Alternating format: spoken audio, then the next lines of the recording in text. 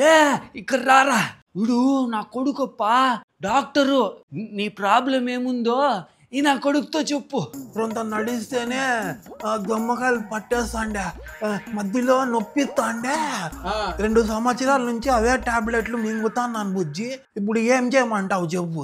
ముందు మీరు ఈసీజీ చేయించుకోండి అంకుల్. దాంట్లో ఏమైనా రిమార్క్ వస్తే బ్లడ్ చెకప్, స్కానింగ్ చేపిల్సి వస్తుంది అంకుల్. ఆ రిపోర్ట్స్ని చూసి ప్రాబ్లం ఏమనేది చెప్పగలుగుతా. లే పాపం రా, లాస్ట్ కి డాక్టర్ బుద్ధి చూపించుకున్నావా లే నువ్వు?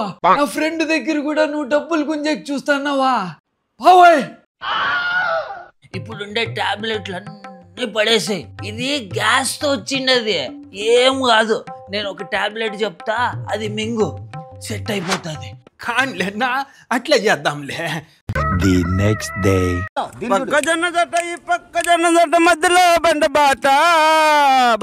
బాటలో బంగళా గట్ట ఎవడా లోఫర్ నా కొడుకు టాబ్లెట్లు అన్నీ వదిలేసి గ్యాస్ ట్రబుల్ ఒక్క టాబ్లెట్ మింగ అన్నాడంట ఆంటీ. ఎవరో కళ్ళు తిరిగి పడిపోయినారంటే చూడు, లేపు లేపు, నీళ్లు తాగిపి. అవన్నీ ఏం అవసరం లేదమ్మా, ఒక గ్యాస్ ట్రబుల్ మాత్రం అట్లా వేసేసి సెట్ అయిపోతుంది. ఇట్లా చెప్పే కదరా నాకు సంపేసింది. వనక్కా